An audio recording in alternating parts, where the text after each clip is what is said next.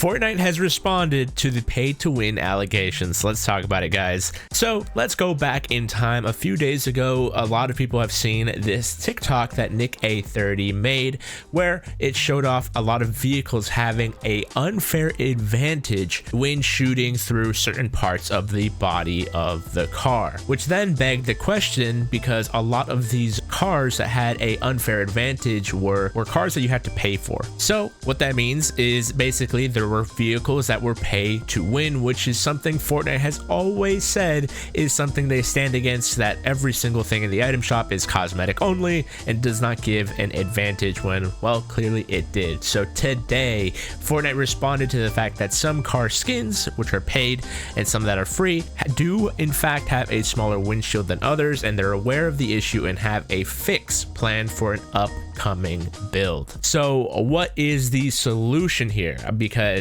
a lot of these vehicles, it's gonna be, you can't just change how they look, because a lot of these are owned by Rocket League. You know, it's gonna be almost impossible to make any small changes. So what is the solution here? Some people in the comments have said maybe they're gonna make the windshields bulletproof. Maybe they'll make it just so, like, if you shoot through the body of the car, as long as you're shooting at the player, it will count as a hit. There's so many different ways that they can change this, and I'm really curious to see how they'll fix this, because I mean, clearly they admitted, hey, yeah, all right, some of these are pay to win, so we'll see how that works. But yeah, kind of crazy. We actually did technically have pay to win in Fortnite this season, and it took a couple people talking about it on Twitter and on TikTok for them to actually make some changes. So let me know how you feel about that in the comments, but we're not done yet because we have some more news today. The Tri-Beam laser rifle is actually now in the game, so really cool Fallout collab.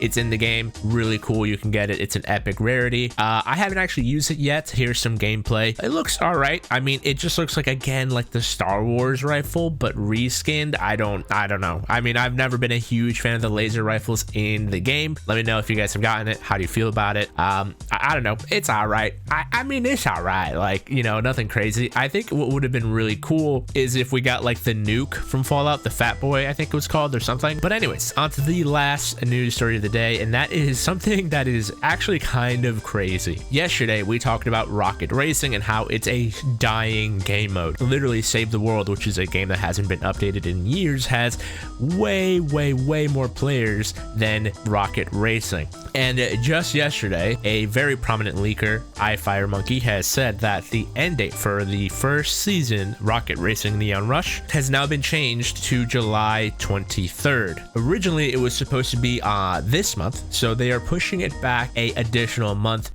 which is kind of interesting, because looking at the roadmap here, we were supposed to be getting a new Rocket Racing season, but I do wonder if Fortnite is starting to realize, like, hey, we're putting a lot of money and resources into Rocket Racing. A lot of people don't really care for it, and it's probably not generating much money, if anything at all. So I'm just putting this out there. This is merely a theory. I think within this year, or by the end of the year, we may see Rocket Racing be kind of pushed out of the system that is Fortnite, you know, what they're constantly updating, because it's getting down to the point where there's like 1,000 2,000 players in Rocket Racing. So unless they change something, I have a feeling like these updates will be slowed down even more and pushed back even more, because yeah, this first season was supposed to end this month, but they are pushing it back an additional month, and who knows, they might push it back even more so, because honestly, it's probably not a priority for the team at Epic Games. I think a lot of people in the community have started to realize that, like, hey, is Rocket Racing kind of a waste of time?